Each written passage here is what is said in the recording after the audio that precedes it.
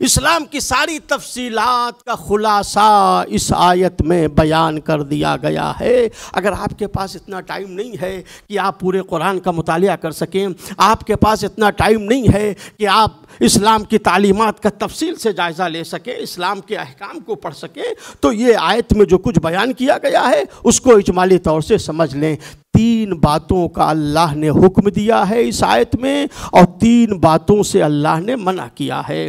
ان اللہ یامر بالعدل والاحسان، بے شک اللہ عدل کا حکم دے رہا ہے،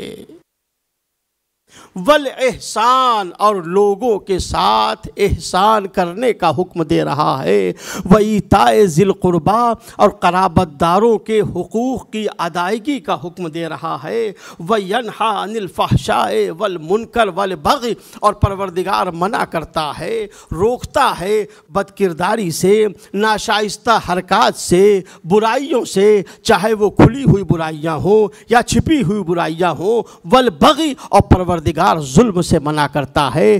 3 باتیں وہ ہیں جو آپ کو کرنا ہے، اور 3 باتیں وہ ہیں جو آپ کو نہیں کرنا ہے، اور اسلام انہی کرنے اور نہ کرنے کا نام ہے۔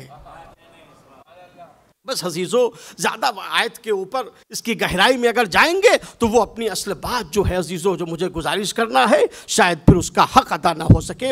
یعنی آپ اسلام کے سارے احکام کا خلاصہ کریں تو انہی 6 باتوں میں آپ کو وہ چیزیں نظر آئیں گی۔ اسلام میں جتنی بھی نیکیاں ہیں، جتنی بھی اچھائیاں ہیں، جتنی بھی خوبیاں ہیں، یا وہ عدل کی شکل میں سامنے آئیں گی، یا احسان کی شکل میں سامنے آئیں گی، یا حقوق کی ادائیگی کی شکل میں سامنے آئیں گی۔ اور اسلام نے جتنی برائیوں سے روکا ہے، جتنی برائیوں سے منع کیا ہے، یا وہ فحشا کی شکل میں منع کیا گیا ہے، یا منکرات کی شکل میں ان کو روکا گیا ہے، یا ظلم کی شکل میں انہیں روکا گیا ہے، یہی اسلام کا کل ماحصل ہے، یہی اسلام کا کل خلاصہ ہے۔ ان اللہ یامر بالعدل، اے ماہ ربیع الاول کی 9 تاریخ کو جشن منانے والوں، اللہ تمہیں عدل کا حکم دے رہا ہے۔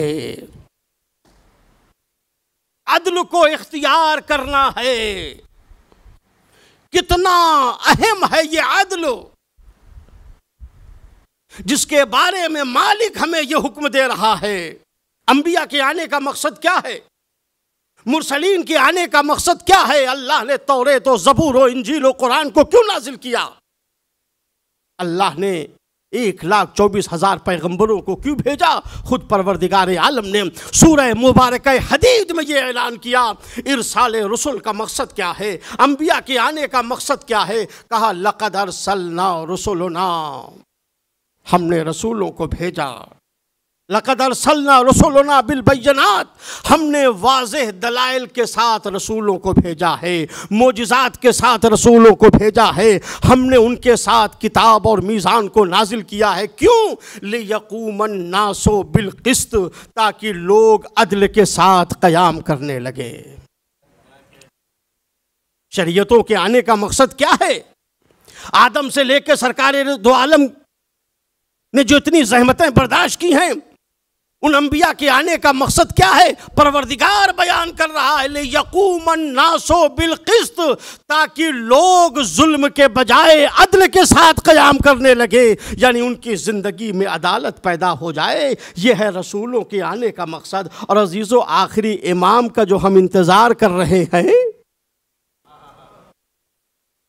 بس میں آ گیا اپنے موضوع کے اوپر عزیزو، آخری امام کا جو ہم انتظار کر رہے ہیں، ان کے ظہور کا انتظار کر رہے ہیں، ان کے قیام کا انتظار کر رہے ہیں، کب پردہ غیبت اٹھے اور امام ظہور کریں۔ آنے کا مقصد کیا ہے؟ امام کے ظہور کا مقصد اور قیام کا مقصد کیا ہے؟ روایت نے بیان کیا کہ امام قیام کریں گے، امام ظہور کریں گے، امام انقلاب برپا کریں گے۔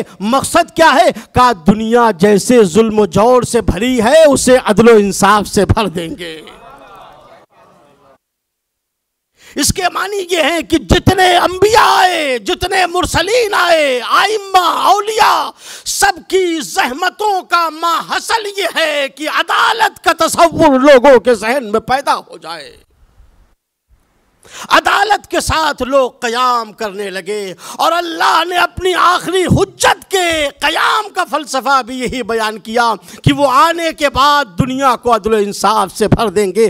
عدالت پیدا کیجئے تاکہ امام کے ناصروں میں ہمارا شمار ہو۔